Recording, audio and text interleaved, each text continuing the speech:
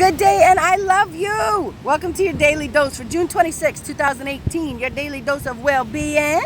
I'm Heather Peterson, Lockhart, and I'm the Chieftess. I'm a well-being coach. Today, I want to talk to you about setting mindful time in moderation. Yesterday, we talked about service to self. Yesterday, I told you that it's a great idea to look at ourselves as a pitcher, a vessel that we have to mindfully take time and conscientious effort and energy to fill up every day. I have to fill up myself as a pitcher in order to pour into the cups around me. If I runneth empty, I can't pour, right? So, taking mindful time every day, just a few minutes in the morning to decide who I am and who I want to be and how I can show up in my highest capacity is also useful, beneficial for me, and beneficial for you. Because if I show up loving on myself, I can give, right?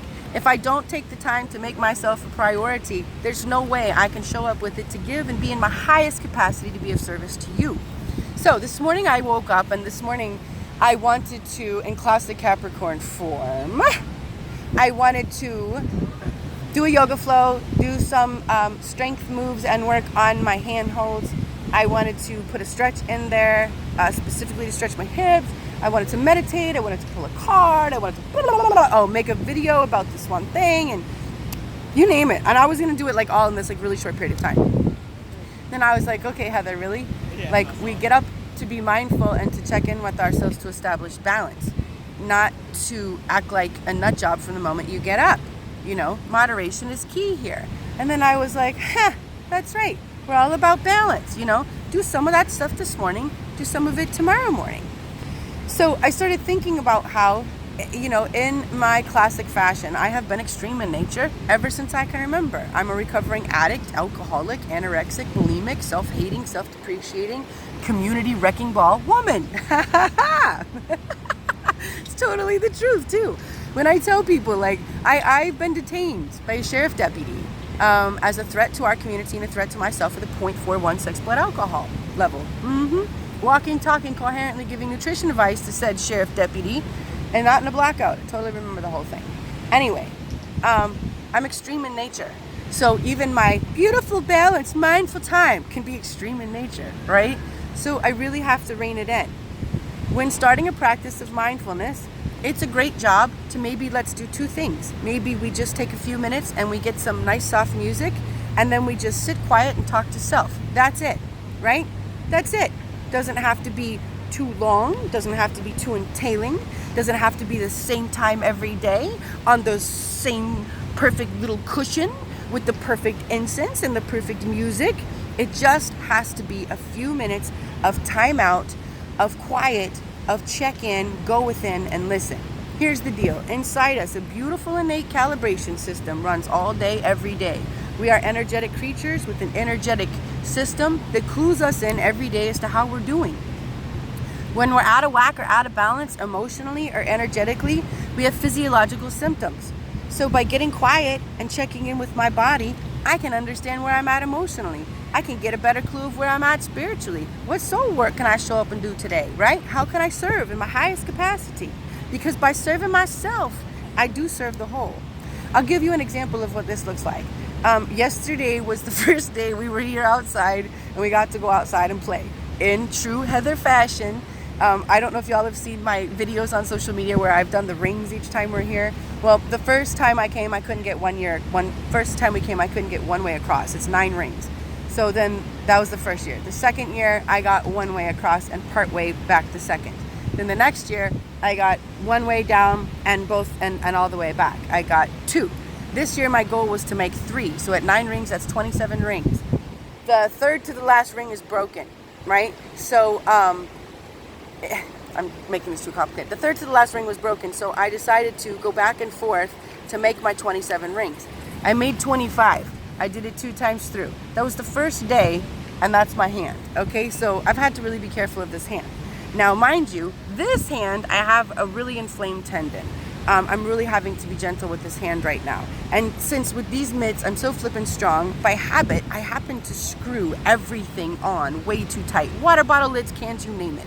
It's an ongoing joke in our house. And the kids used to be like, well, if mom can't open it, who can open it, right? So I can't open the crap that I screwed on tight. I'm having to really be gentle with this hand, because every time I try to open something with water bottles all day, every day, I'm irritating the crap out of my hand. So then I do this one, and I'm like, okay.